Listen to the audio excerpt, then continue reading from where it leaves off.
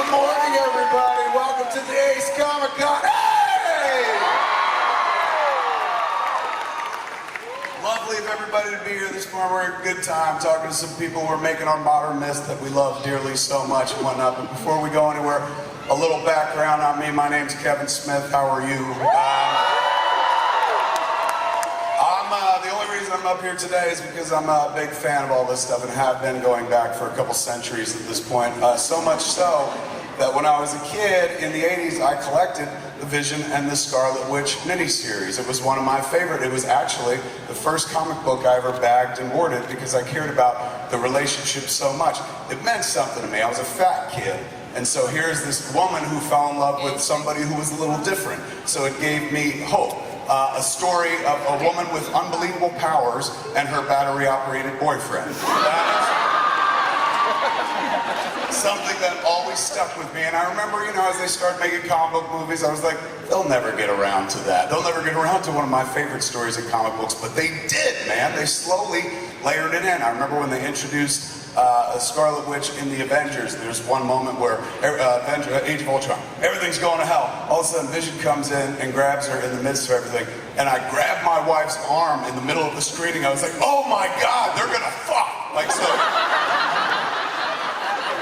And my wife was like, you care about this too much. I was like, I'm deeply invested.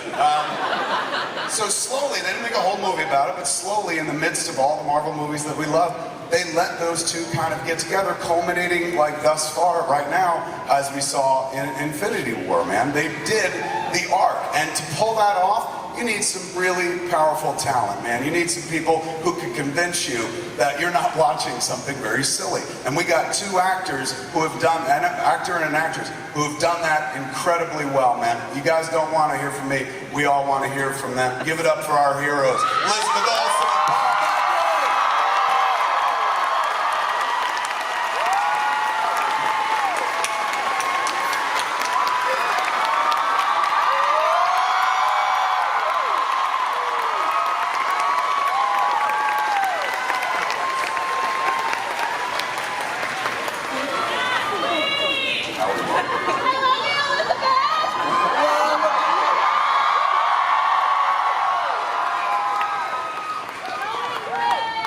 Have a seat. We got so much to do in so little time. And who knows? If we don't get started, some motherfucker might show up, snap his fingers, and half of us will disappear. I want to talk about the history of the flicks. First off, before we go anywhere, I'm going to give you guys major props. I loved Infinity War, but I'm in the bag for this sort of thing, so that doesn't really take much to please me. I'm like, oh, it's in color? I'm there. So, but as a guy who makes films and fancies himself as a director and stuff, of course performance means everything to me. The scene where you guys have to, I mean, I guess I should say spoilers, but if you haven't seen this movie, why are you here? The scene at the end of the movie, or toward the end of the movie, where you make the big bad decision, or you make the big bad decision, you guys both make the big bad decision to destroy the gem and stuff, is absolutely heartbreaking. And the death scene made me cry in the theater. And I know you're not supposed to cry at these sort of movies and stuff, but I believed it, man, in a big bad way. And that's something that if they'd made this movie 20 years ago, an actor and actress would not have poured that much into that scene. So they'd have been like, look at all this makeup, I'm not giving it my all. But you guys clearly gave it your all in the midst of what looked like a clusterfuck of a shoot, man, with like things happening all over the place. How important is it to make these superheroes or superhumans human beings first? I think it's everything. I think that if you can't connect with the people or creatures that you're watching, then you've lost your audience, and you know, you're just left with. It's really funny how much the makeup and costumes just go away, right? I mean, I started feeling. On? Yeah. Jack her up huge. I started feeling uncomfortable seeing Paul look like this. Far more, but when we were in Scotland. So did my children. When we were in Scotland, I was just looking at him like, you look so weird with your skin. I'm sure Jennifer Connelly says the same thing all the time. So wait a second. So there's a disparity then here too, and we got to give out some props. You have to do that acting while wearing all that makeup and stuff. You look like you. How long does that take?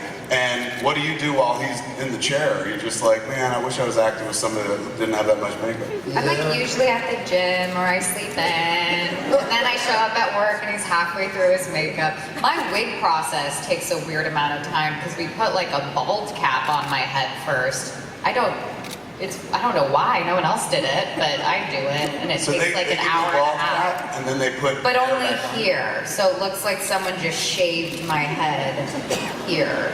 Do you think they have to do it, or they're like, let's just fuck with Olsen? It's not my part. Is it really? The part of your hair or the part on the screen? The part of my hair.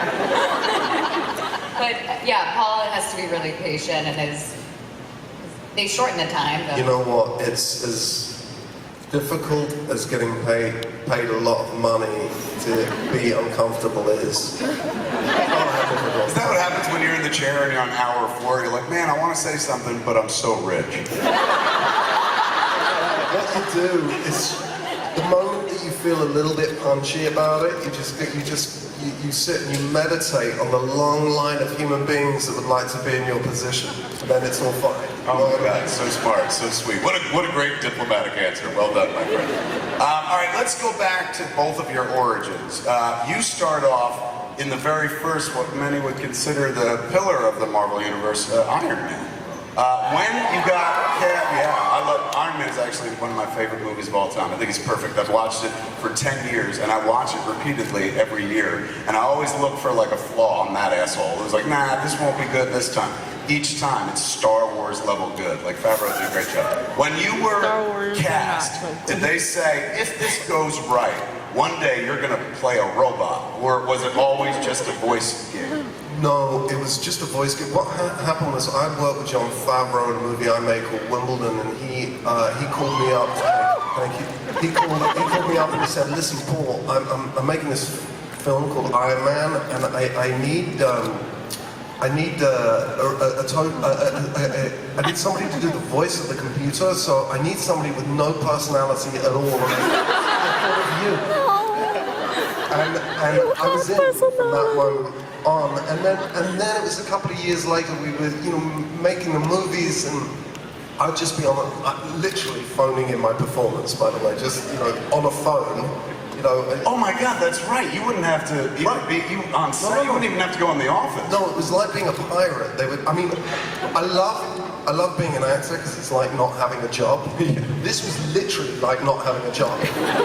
And you'd go in for 45 minutes, everybody was super happy because you'd solve problems that the CG, the acting, the script couldn't solve. They just have Jarvis go, the baddies are coming, and you're done. And so everybody's super happy, and then they gave you a bag of cash, and you kind of walk off with it going, is this all right? Is it all right? That sounds like the movie business, or movie business I've never been in, but I've heard about before. Oh, it's the best. It was the best. And then suddenly they started wanting me to show up on set. It was a nightmare. Like, put this on. Wait, so when you were home recording, when you could literally phone in Jarvis, and you never phoned it in, I like the performance, so it's never like you truly phoned it in, but if you were literally phoning in it, you could do it wearing anything. Did you ever do Jarvis in the nude? Say do Jarvis. A couple of times. For 10 lines. All right, so at what point did you know you had been physically manifested in the series of movies? Did they tell you that early on or later? This is a true story. Okay. I often lie, but I'm not about to. Okay. I had just got done with a meeting with a producer who told me my career was over and that it was done and I should pack my bags and go home. And I kind of stood up to him and said, listen, in this town, actors have second and third acts, and you should mind your fucking manners. And I walk out, and then my legs give way because I think maybe my career's over. And I sit down on the sidewalk on Sunset Boulevard, and I went, wow, maybe my career's over. My phone went. I answered it, and it was a number I didn't recognize. And I went, hello, it's Joss Whedon. I went, oh, hi, Joss. He says, you want to play the Vision in the Avengers? I went, yes, I do. Thank you very much. That's how I...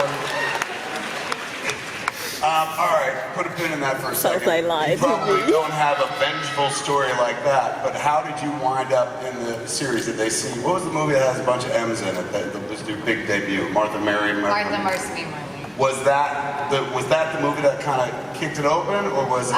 Maybe. I don't know. Like, I never asked Joss, why me? Because it would be just sad tea. And he told me, I knew I was going in for a meeting, I knew they were introducing new characters, they hadn't announced which characters. Right. So I found out while sitting there that it was a character called the Scarlet Witch, and he told me when I went home to look at the comics or online to ignore what she was wearing, that I would not be in a headband or leotard. Because he did. How disappointed were you? I was so sad because I love being objectified. So disappointing. But so then I really went deep into understanding the core of her, of having this insane backstory of struggling with her power, and it's a metaphor to me for everyone's fear and mental illness, and I just was in love with the backstory so much, and I was like, I hope one day we get to go deep into this, because this is incredible if we get to. And instead I just kind of kept that to myself and loved her journey and all the comics, and then kind of allow things to seep through in each film and then see where they want to take it. I have no idea. I never know where they want to go. I just show up. Professionally speaking, how inspiring. Professionally speaking, is there a sense as an actor, as actors, as performers, as thespians, when you do one of these movies, you're like, ooh, I'm safe. Like when you play tag, you're running around, somebody can tag you, you're out. Like the guy said, your career's over, and you sat on the curb and stuff. But that curb was base, you were safe, because you got a call from Joss Whedon. He's like, you're back in. You're like, oh shit, it's starting all over again. Being in these movies, does it give you, as a performer, a sense of safety where you're like, all right, I'm safe. I got one of these movies, people are going to see it. Now I can go do a bunch of movies, nobody's going to see like a Kevin Smith film. This is a pitch, by the way. What is it? I was terrified because it actually is a different skill to do these movies. To do something like an independent film is more or less where my comfort zone is, something really grounded. But to like have the stakes be so high, and to also be, I mean, I never get to be funny, but like to like everyone's like charming and funny in these movies, and to have the stakes in that, it's like a really weird combination that we don't experience really in independent films. They're usually pretty grounded in something. And also, these movies, I would imagine, are very PC. Like when you're doing a scene in an indie film, if it's just the two of you having a conversation, you're probably doing it in one day and then moving on. But it seems like these movies, like we did this 2 months ago, and now we're doing the follow-up, which happens in the movie 2 seconds later, 3 weeks after. Yeah, so you have to really quickly just drop in and get there, and then we try and be like in that moment where we basically get to say goodbye. That was something that we talked about since before we started shooting. We talked about, what does that moment mean? What does their arc mean? Like, we're really trying to ground it as much as possible. Well, yeah, and then you do it, and they say, the directors come over and say, can you just not just improvise it? And you're like, oh yeah, they I'm a told us to robot. improvise that scene. Robot. What am I gonna? How are we gonna? She's a witch. What are we gonna? And so we figured it out, and more than that, there was a scene where all of us, nearly all of us, are standing around talking, and I was looking around. It's really hard stuff to say.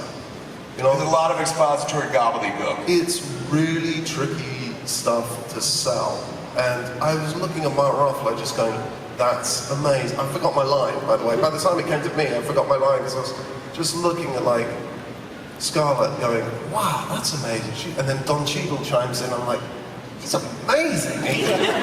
How's he doing that? And then there's a big pause, and I realize it's because I'm not saying anything. Yeah, it's me. But, everyone's like, we should have left him as a voice. Yeah, give this one a Mackie. So, but they, it's hard stuff to do. It's a real privilege, I think, for us to get what, in our business, as a film actor, you often are not working with the same people again and again and again and again. Very true. And to have had this 10 years together, you know, really getting to know people, real life stuff has happened to all of us. And, you know, Lizzie and I have become friends. We've become real friends with these people, and that's been a real privilege, I think. We're real, this is going to sound like a buzzword, but we're really a team. You know, the Avengers, they're really a team. We're friends. Oh, some of them are. A lot of them are dead now.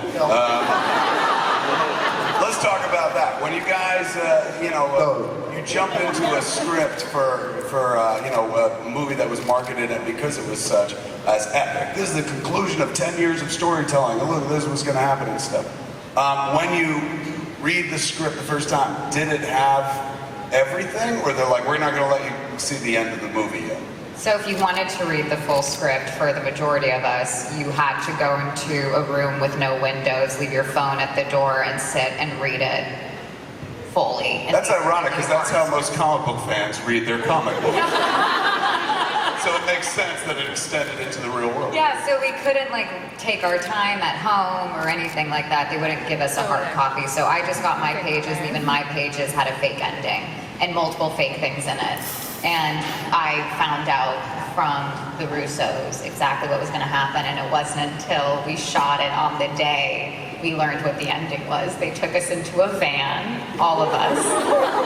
This sounds creepy as fuck. Yes, we were in a van with air conditioning, so it was very hot, and they told us how the movie was going to end, and no one knew. And they're like, now we're shooting it, go. We're like, how are we supposed to interpret this? They're like, fast. Oh my lord, really? So that's an even more kind of, look, in terms of difficulty, acting's not like laying brick or building a bridge, we all know that, but in terms of acting, that's fucking difficult to be like, this is the penultimate moment of the movie, this is what's gonna happen, and we're telling you in 2 seconds before it's about to happen, please make it believable. Can I say it's such a relief to get to talk about it? Oh boy. This is like therapy, man. No, we usually don't get to say any of this stuff, but you guys have seen it. It's out in the world. Woof. Yes, but now what's going to happen is you'll get fired after this panel for opening your mouth. Like, you shouldn't have told them about the windowless room, Olsen.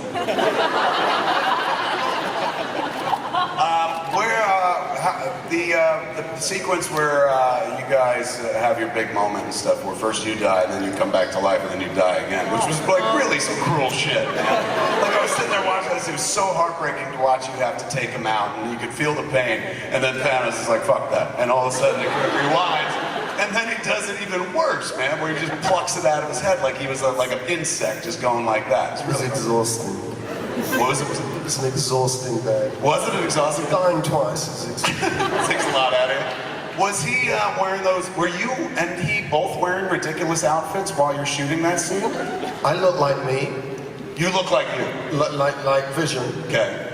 And Josh kind of looks like a guy in a pair of pajamas with a weird hat on. Right? With like a helmet on, and he had hockey gloves on to make his hands look big. And he was walking on a platform. Oh, and he has a big thing with a tennis ball on top, so you know where his head's supposed to be. And he keeps walking into the tree. He keeps forgetting how tall he is. And he keeps walking, catching it, and getting really super grumpy. And you're supposed to be terrified, like so scared. And he just looks like he's in pajamas and a helmet and hockey gloves. And you've just in an acting, you've just killed the man you love, and then all of a sudden here comes the bad guy to kill him again, and you're supposed to know that, but you turn around, and it's Brolin in pajamas. I'm like, what are you doing, Brolin? Can't you dress up for the event? Pajamas doesn't really cover it. It's more like a onesie. It's a onesie with polka dots on it. Yeah, that's right. Some are colored, some are black. They use the polka dots for tracking to create the eventually what he looks like. Correct. What we all saw as Thanos, when you watch the movie, you're like, wow, that looks badass, and he's huge and stuff. But you guys didn't see anything remotely like that. You saw Josh Brolin on stilts. I saw Josh Brolin slightly grumpy because he kept bumping into trees and stuff. Yeah, and just walking. He had so much fun doing this job because he just felt like he was in experimental theater the whole time. And he just thought it was he's guys have the best job. I can't believe this is what you guys have been doing. This is like the best kept secret. This is so crazy. That's pretty awesome. When you guys jumped into the movies, was there any working familiarity with the genre world, with comics, with Marvel? We spoke once at Sundance, and didn't you used to watch stuff with your brother or something? Yeah, I mean, I grew up on all your movies, and those are also all nods to comics. Right. But yeah, my brother's a big comic book guy, so every Tuesday we had to go to a specific comic book store for him to get his new editions or his weekly comics, and that was his treat every week. And so I was familiar with the world. It wasn't my personal passion, but I mean, if it's your brother who you want to be like, you learn a lot. But he's a person I still go to, and he also won't let me tell him anything about what's going on. Oh, he won't hear spoilers? You couldn't tell him about the van or anything like that? He doesn't want a single spoiler. That's because he's a true fan. He doesn't want to be spoiled. And I think that's what's a shame when we film these movies and be surprised in a theater. Or to even just like guess what's gonna happen. I think genre fans are built differently. Like, I'll be honest with you, I knew a friend who worked on The Sixth Sense like a year before The Sixth Sense came out. And he goes, you gotta see this movie, man. In it, like, Bruce Willis is dead. Spoilers. And so, I was like, get out of here. He goes, yeah, the whole time he's dead. And a year later, I went to see the movie, and then it comes to that moment where you realize he's dead, and I just grabbed my wife. I was like, he's been dead the whole time? And she was like, you knew that? And I was like, oh yeah, you're right. So we can compartmentalize stuff. Like, information is power. It's important to see like a picture of a movie being made and stuff. But you can leave it in the background so that when you sit down and enjoy it, it just washes all over you again. Well, that's good to know. Yeah. Spoilers are a big part of this shit. Otherwise, I don't know how we do it. Like, I don't know how we live from movie to movie. You guys get to work on the movies, so you see them and you're there all the time. But like the rest of us, we're like, what's gonna happen? I'm gonna wait 4 months. You're jonesing like a heroin addict and stuff. And I had a heart attack 4 months ago. The only reason I lived through it was like, I gotta see the Avengers when it comes out. So a lot of us live from movie to movie. But you guys get to do other stuff between, and you also wind up working with people from the Marvel world, but not in character stuff. You worked with Loki, right? You were both Tom. We did a movie about Hank Williams together called I Saw the Light. But I also hadn't worked with Tom on Avengers yet. Well, that's right. You're in it, but you've never had screen time with him. Whereas Renner was like my brother figure kind of in Avengers, and then he kind of became that same teammate in Wind River. Right. So that was kind of funny. But yeah, it was like every time I had time off and I was doing a different movie, I was just working with Marvel people. So much so that it becomes confusing where you're like, why didn't Jeremy whip out his bow and arrow in this scene? And they're like, not that movie. But he could have if he wanted to in Wind River. It would have been fitting. Yeah, but at the same time, none of us want to see that bow and arrow in the real world, so we don't want to see it in the movies either. He's got the heavy lifting, poor Jeremy. He's like, the misfit Avenger.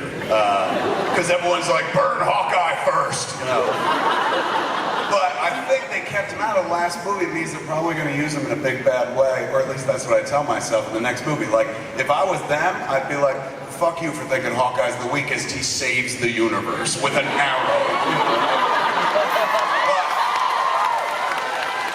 But that's why they don't let me make those movies. Let's talk about, not the future, because I know you guys don't really, obviously we just learned that you don't know shit about the movie you're working on until they bring you into a van. So clearly we can't talk about the future, but let's talk about what the past. What have the Marvel movies meant to you? You're actors, journeymen, journeywomen. You play a bunch, you lie for a living. You play a bunch of different people and stuff. But here, in this moment in time, you are in the movies that are finger on the pulse. It's the zeitgeist. It's like being in these movies is like being in the Star Wars movies in the 70s, or now, as you're in one right now. What is it like to be in the Marvel universe? Like, how often do you deal with it in the real world on a daily basis?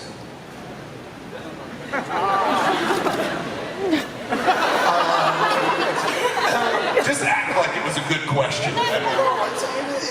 It is a good question, and it has been, I guess in one way I feel like I answered it with, it really is a privilege to work with the same people. The highest standard of filmmaking. the camera operator on the last movie was just, it was extraordinary to watch him work, his sort of understanding of story. He was making decisions as we were filming. Fantastic. But also, you're also, financially, it also means I don't have to do a bunch of shit that I might not really want to do. You know what I mean? Which has been the first time in my career that I've felt able to do that, because I knew another Marvel movie would come in, right? So that has also been amazing and really freeing as an artist to not have to go and make a move that you might, have to make, because you got to pay the mortgage, whatever. Right. And it also occurs to me, just in looking at you while you respond, there could be a world where you can move about freely and children don't necessarily go, oh my God, it's the Vision, whereas you walk out and kids must be like, oh my God, it's Scarlet Witch, because you look like you. I think... With the exception of the bald cap. I get the only, the nicest people coming up to me, if it's at the grocery store or running errands in LA, and I never feel, uncomfortable. It's always just the sweetest, nicest people just saying, I love your movies, and they run away. They don't want to bother you, but they want to say something, and I actually really appreciate that exchange. I think what gets the odd part is when you have men follow you because they want to sell your picture, and then you're like, why are you following me home, sir? Don't you know what I could do? I actually pulled over one day and got out of my car and walked towards his car. I was so frustrated, and he drove away. And I was like, oh, I should do that every time. I'd be pissed scared, if she's coming, where are the rest of the Avengers? They're next. But also one word about the films and the fans that I didn't get to, which is that these movies are for fans, made by fans. You know what I mean? And I think that is the big difference with these films, and you can feel it on set. When I came on set first time dressed as Vision, Kevin Feige cried. It is important to them. That is awesome. And there is something before financial remuneration that they are after. And you can feel that on set and in the rooms when you're discussing character. You can feel the love that the people making these movies, I mean the directors and writers and the CEOs of the company, love these stories, and that has been amazing, and consequently the fans have been loving the films, and so all you ever have are actually really great interactions with people who are super happy with how these stories that they've loved all their lives are being handled. So that's been great for us, I think. That is a lot of responsibility. You are playing characters that people have loved their entire lives. You spoke about briefly before, you threw away the line, but it's so true. You're like, I don't get to be funny. You're the emo one, with the dead brother and stuff like that. So, what have you done that we haven't seen? And stuff gets cut out of these movies. Is there anything every time you're like, oh, I wish they'd left that in? No, I never get a funny line that they've cut. They never think I'm going to be funny, so I don't get any funny lines. No, I can't think of anything. I think we kind of edit as we go. If they know that we have to reshoot something, that was 2 weeks ago. They're so on top of it. We were doing reshoots and shooting at the same time. Really? So you shoot a scene and then 2 weeks later, if they're like, that didn't work, we want to go a different angle. We'd have these splinter sets that they would build instead of building the whole location, and all of a sudden Paul's head is now in a totally different place, or no, his head, sorry. There was a close-up shot when we had to do a reshoot of one of the biggest moments. Oh wow, yeah, that's true. And it was literally I was so confused. I was like, how is he doing this right now? We had such a huge set around us, and now all of a sudden we have it wasn't even a set, That's my Edinburgh point. behind us. Oh, right. Right? It was right. Edinburgh. And you're in a different country. We were in Atlanta and in front of a green screen, and I was with you kind of going, how the hell is this gonna... And you were so good at it, and I was like, this is a good time to learn. How is he so good at this right now? You matched your performance immediately. You saw an image of yourself from Scotland. Sorry, this is such a boring conversation, but he's really talented. He's very talented. Let's just watch these actors blow each other for a minute, shall we? Now you say nice things about her. That's literally the nicest thing you've ever said to me. I agree. I thought you were great too. You know what? You were saying earlier, that is hard stuff where they go, okay, so drop to your knees, she's shooting a beam out of her hands, Thanos is coming, and play your scene, go. And you're sweating your ass off in these costumes, and you're in. That's bad. Thank you. And suddenly you really want to make it real, and you know that the film isn't going to kind of work if you're not, and it's great to have a fantastic partnership that is only just full of trust and respect, and yeah, it was great. That stuff is tricky, and she's great at it. In terms of directors, you've worked with a few, but mostly it seems like Whedon and the Russo brothers for you guys on the Arc of Vision and the Scarlet Witch. What are the differences between a single director and two directors, and how do you get directed by two directors? Who do you listen to? Well, they're really good at that. They're really good at checks and balances, the Russos. So they're not necessarily, they're able to do multiple things at once. Right. We literally had 3 sets going every single day. So they couldn't physically be there. So they had their communication down. The biggest difference for me was that Joss created Scarlet Witch and how she would move and how she would look. And so he told me how he wanted her to move. Like, he had the moves in his head, and then we worked with the choreographer, but the Russos inherited this movement that they didn't know what to do with in Civil War, and then now it's like part of the language of the stunt team, and now they've like embraced this odd thing that Joss created. And Just because Joss Whedon a couple years ago was like, go like this. Yeah, he was literally he was really like jaggedy, and he had his fingers all funny, and his looked like he was hurting himself. But like he had all these funny angles, so we just kind of interpreted it. Right. And the Russos were just like, I don't really know how you fight, but you guys are going to do something here where you're moving cars over your heads, so maybe something like this. It's totally different than Joss being like, and then you want to do a circle, and then you want to go sharp. So that was the biggest difference director-wise. Literally, besides character, everyone's, they want you to own your character and pitch in. They're both great directors with actors, but that was the biggest difference for me. For me, the biggest difference was being able to play one off against the other and say, I really want to do it like this. And he goes, I don't want to do that. Really, Joe? Because Anthony was saying, lie and get what you Dividing and conquering. Fantastic. Wow, really? Because Anthony said it was a brilliant idea.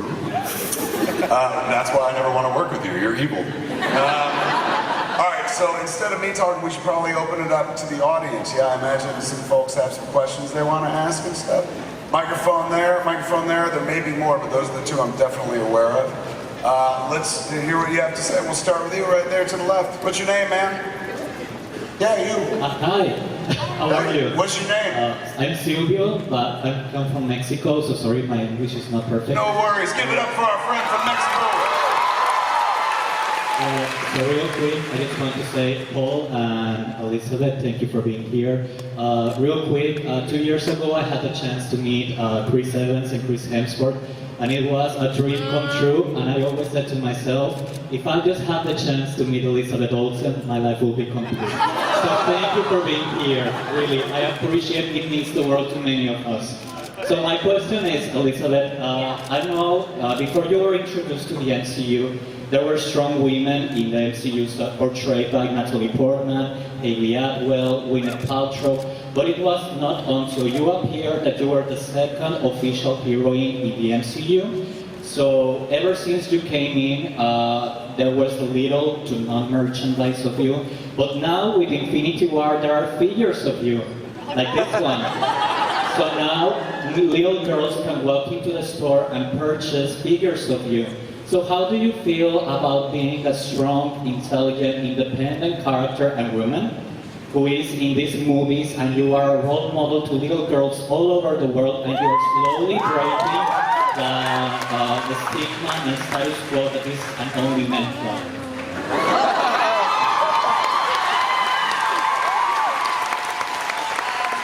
I mean, Scarlett did a lot of that also before me, of course. and so I watch her, and I honestly am like in awe of how she handles herself in all of these scenes with her action, the intensity she brings, and it's really about just being just as powerful or strong as any other person or alien or robot. I don't know. When I was a little girl, I always thought I was one of the guys, and then I realized, no, I'm just kind of similar. Like, I'm not one of the guys, I'm a girl who gets to be a girl, but I like similar things as the guys, and that's okay. And so it's more of like, let's stop having like all the divisions, and let's stop, being like, oh, but this is a person who likes sports, this is a person who likes theater, therefore they are all these things. Like, all that's just all that is weird and annoying and dividing everyone. So it's nice to just always have inclusion, no matter what it is, whether it's race, gender, Thank you, inspiring little girls all over the world. Thank you very much. Over to you. How are you? What's your name? I'm good. My name's Sydney. I'm from Vancouver, Canada. Right on. Give it up for Sydney. This is actually a graduation present from my mother, who's sitting right here. She's amazing. I love you guys so much. My question's for Liz, and I want to ask you, can you explain and tell me what your favorite Feed Me Friday photo that you have posted on Instagram? And I like some of these. Give us a little background. What is a Feed Me Friday photo? So I joined Instagram like a little over a year ago, kind of reluctantly, so I try to have a sense of humor with it. And there are a lot of paparazzi photos that are very unpleasant of me eating. And so I decided to just make Feed Me Friday collages. And my favorite one is the one that I find most hideous. And it's eating nut butter at a farmer's market. And I'm like, that tastes, I like that one. I'm trying to one. And I'm literally making these faces in the photo. And they're just terrible photos. And I think they're hilarious. Happy graduation. Thank you. Yeah.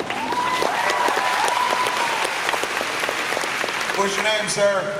My name's Callum. Give it up for Callum, everybody. Go ahead, Callum. So after the heartbreaking events in Infinity War, when did Scarlet Witch and Vision ever going to catch a break? Because they seem to be, blown up or dissolved or have their brothers killed or, it's never really fair. Snitches and up, stitches and ditches.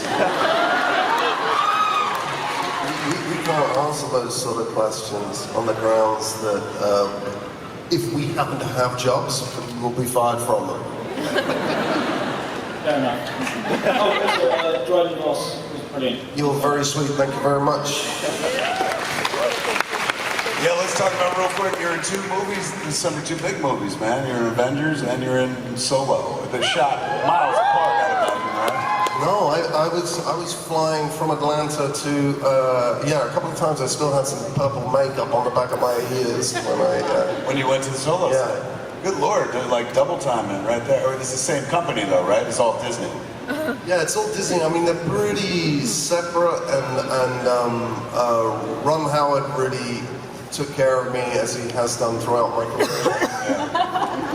It wasn't a situation where they were like, you got to keep the mustache, man. Like, let's jump over to this one. How are you? Hi, I'm Hannah. Nice to meet you. I also recently graduated from UC Berkeley. Another graduate. Give it up for our ladies and gentlemen. Thank you. So my question is for both of you. For me, I find a lot of inspiration from on-screen superheroes like Wonder Woman and like your character Scarlet Witch and Vision. I used to work in IT, so I know that. But I was just wondering what real life heroes that you look up to. For me, I really look up to my mom, and she gives me a lot of inspiration. So I was wondering if either of you have someone, like a real life superhero that you wanted to just sing their praises right now and let us know about. What a great question, man. Who do you love? Who's your heroes? There are so many people in my personal life that have just kind of adjusted my way of thinking or inspired me to be blunt and state your opinion and know when to say no, and that no is a full sentence and all those kinds of things. But then the moment I started saying that once, and Chris Pratt responded after me, he said first responders, and I felt like an idiot because every time now I see a fire truck go by, I'm like, oh, thank God. Like, you guys are here. So now I always just want to say first responders after Pratt said it. You were there. And I was like, oh, that's such a better answer. Yeah, it's a hard question because it's one that you don't want to sound mawkish about. You know, I am like overly sentimental about. Watching my wife give birth is you have, but you feel like you just know how it's going to come across to some people, but that is the truth. But also a sort of less obvious one is a woman in my life called Shosh, and Shosh was a psychoanalyst who really took me in and sort of saved my life at a moment that I really needed saving, and so she's, I suppose she's a real hero to me in my life. It gave me a vocabulary with which to talk about my feelings that I did not have that.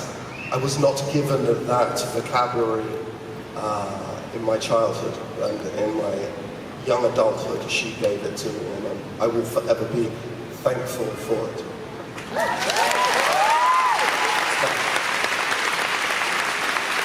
How are you? What's your name? Hi, my name is Cora. Give it up for Cora, everybody.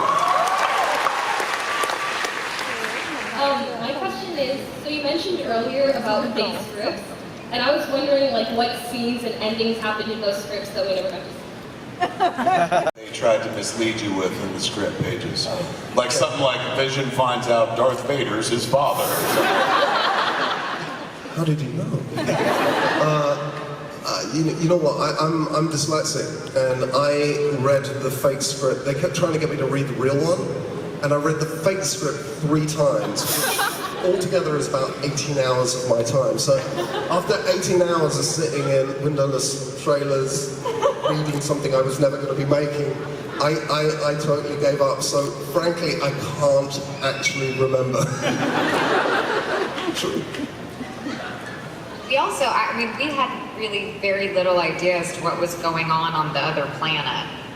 People who were in Wakanda, no one really knew what was happening over there. Oh, they didn't tell you what was going on with Tony and Spider-Man? And they explained it, but when they explained it, it was very confusing to me. By the way, that's another really funny thing, is that when I first, because in England, you asked a question earlier, in England in the 70s, comic books didn't seem to be such a big thing for us, and so when I was first doing these films, and I was reading them, I was like, where's Iron Man going to come in there? And where Captain America? They've got like Tony and this guy called Steve. Who are these people? And it was the most confusing. Sometimes they just use last names, and sometimes they use first names, but it changes throughout the script. And you're like, oh, who's the first time reading one of these scripts was really like trying to draw pictures and diagrams and try to figure out who's who.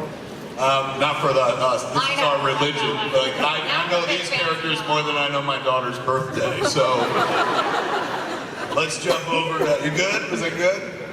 All good. Over here. What's your name? Hi, I'm Christina. Hey, give it up for Hey, Christina. Christina. I was looking over there.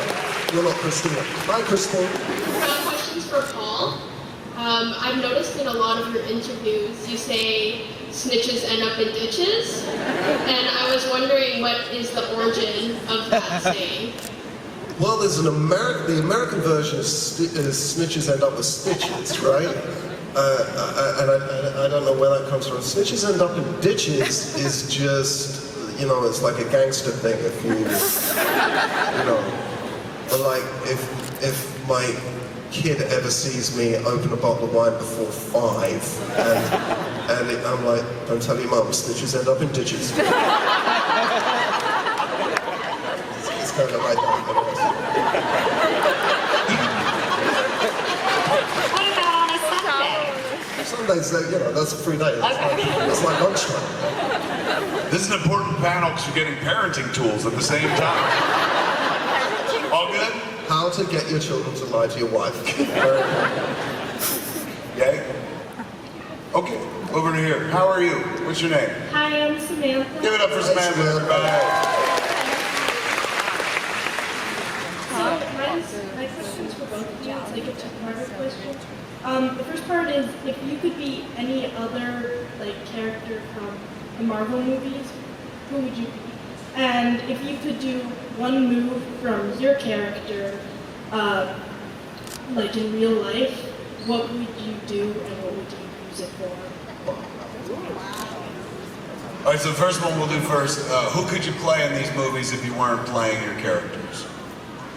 I think Valkyrie's super fun and fun. And I think Tessa Thompson's killing it. So I wouldn't want to replace her, but I'm loving everything she's doing. It's one of my favorite new characters, newish characters. What about you, Will? I don't know, I think I'd like to do a bit of Scarlet Witch. You've been sitting across from her for all this time going, I could do it better. I would make the headpiece work. Oh, that's how you're going to do it? Okay. I'm going to make the hairband work. What? And the second question was, if you could use any of your powers in the real world? Yeah? Wow. I wouldn't use any of Scarlet Witch's powers. I think it makes her go crazy. She eventually goes insane, you guys, because of her powers, and I want to be in this world insane. I don't want to lose my mind. I would like to be able to change my density and fly so that I can avoid, lines in TSA.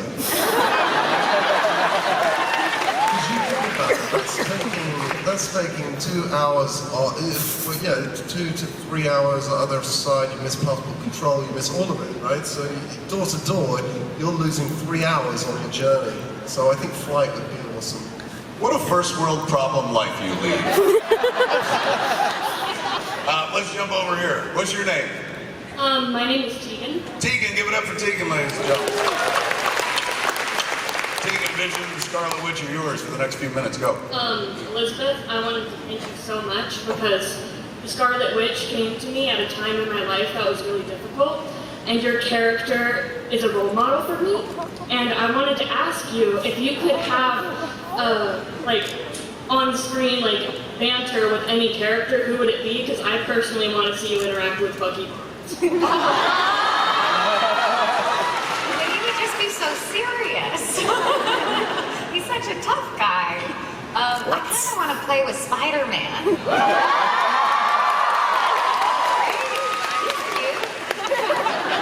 Right? He's really funny. I think Colin's killing it. I think he's so funny this time. But Sebastian's cool. He's more than cool, if you know what. Instead of cool. Hot. You're saying you both might be short of dinner conversation, very serious moment. You and Winter Soldier would be very serious scene, unless they were like, look, we want you guys to cut loose, just do your version of what is that joke? The Incredible, what was it? The Aristocrats. If they got you guys together and they're like, just do your version of the Aristocrats, that would be a fun scene. But generally speaking, you're probably right, that put you together to be very serious and shit. Yeah. And somebody's Which dead. would be funny, actually. Just two people being so deadly serious, given if you gotta put them in a funny circumstance. Writing poetry together. Yeah, there are many ways you can put two serious people and make it comedy. I don't know how to do that though, because I'm not a writer. Good? Yeah, thank you so much. Well done. And then we jump over here. What's your name? My name is Gabrielle. Hey, Gabrielle, give it up for Gabrielle. that despite Tony having a large part in his creation, we haven't actually seen a lot of on-screen interaction between Tony and the Vision. So I was curious what your thoughts were on their relationship. How does the Vision feel about Tony? What do they talk about? Wow, that's a really good question, because I've kind of got two dads, which kind of, you know, I got kind of Mark Ruffalo as well, you know, so it's a really peculiar situation. It's like a sitcom, actually. But what do we talk about? You know, I think it became very clear that I wasn't a butler anymore. You know, the moment Vision turned up, and he's kind of omnipotent but really naive at the same time. So, I'm not sure. You know, I'm not sure what they discussed. I just don't think Robert wants to be on set with Paul. I think that's what's really going on. I think he said something, and I think that's why he was written on a different planet. Oh my God, you could be right. He's been avoiding me. Yeah, ever since Ultron. If that's the case, he's avoiding everybody, because he has a lot of scenes where he's by himself in a helmet and stuff like that. He seems like, of all the people I think I'd want to be, it would be him, because A, he gets like all the fun lines, and B, he barely has to be there, it seems like. A lot of the times it's the CG effect taking on the Iron Man role. But yet, even though he may not be the CG effect, his presence is so felt. He's so much the spine of the Marvel Universe. You can't imagine one of those movies without him. When I watched Infinity War, I saw it in New York at like a press screening. The moment when he gets stabbed, I was literally sitting back and I went, no! And a bunch of critics, like when they reviewed the movie, were like, some asshole screamed, no. Jumping over to here, are you done? Are you good? Yes, we jump over to here. What's your name, man? My name is Mark, and I'm from Seattle. Right on, give it up for Mark, everybody. First of all, I'd just like to thank all of you for being here today and making this happen. The interaction between, the fans and you guys, but I just want to appreciate and acknowledge that you guys are here. Thank you very much. And my quick question is, if you maybe have a quick, little story or behind the scenes while making Infinity Wars, each of you, if you have a favorite moment. My favorite moment repeated almost every single day for maybe a couple months, and it was sitting on a tent on set instead of going back to the trailers, and it would just be, a lot of us would hang around instead of go back to the trailers and just hang. And I got to watch Mark Ruffalo and Paul Bettany basically perform their version of The Odd Couple every single day. And also I'd like tune them out because sometimes it would become annoying. But like, it was so entertaining in between scenes to just watch you and Ruffalo like try and out-funny each other. And I think that's my favorite moment. All of those moments. Yeah, it's hard to be specific because the moment you get specific, you start getting people into trouble because a lot of the things are totally unrepeatable. But that said, yeah, I think the hanging out on set, I can't tell you, most people go back to their trailers, and in these circumstances, because we're all become real friends, there's a lot of hanging out on set and just, making each other laugh, and then also getting into, furious debates over the state of the environment and stuff, which is really funny when you're purple. It's really funny when you catch yourself holding a very serious political discussion whilst purple. It's hard to take yourself seriously. We got time for one more, and then we got to let these good folks go. Thank you, sir. Right here, you're going to take us home. Now, what's your name? Hi, I'm Callie, and I'm way too short for this mic. All right, everyone give it up for Short Kelly, right? You can move the mic if you need to. You don't have to stand or tiptoe. They're attached, so I can't. Oh, somebody help her out, for heaven's sake. She's got things in her hands. There you go. Well done. A hero right there. Those are so cool. Thanks. My question is actually for you about Wanda's powers. So we've seen them go through a lot, from a lot of mind control to now she's firing lasers. Visually they've changed. So how much input have you had over that? I think the only input that because what they're doing right now is she's so powerful, we have to figure out how to limit her in order to tell story. Because she could just blow everyone up like she did in the comics. She could do a Thanos if she wanted in her own way and just say like, no more mutants. Well, she couldn't say that yet. Say that yet. But in a couple weeks, she will be able to say that. Knock on wood. So that's why we focused a lot, I think, on Ultron with being able to alter mind states as a power, and now it's become pretty physical mostly, and also being connected with him and his stone.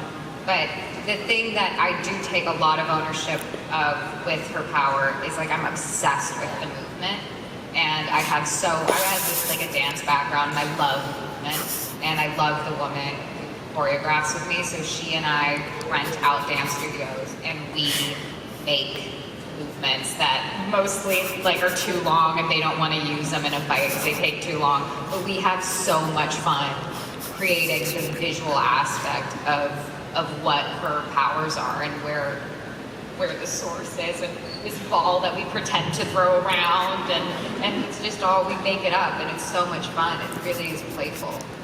It'd be amazing to walk past that room and watch two women just going like. Anything else? Last chance. No, thank you. All good? Give it up for her.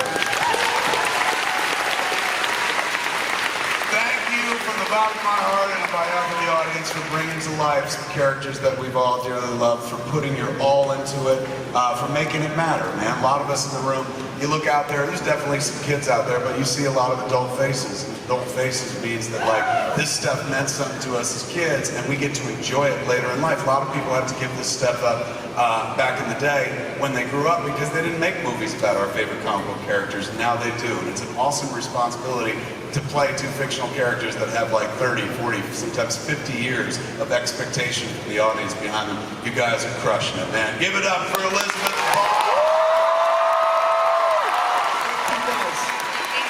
Thanks for being here, man. Enjoy the rest of Comic-Con. Give it up for the Avengers.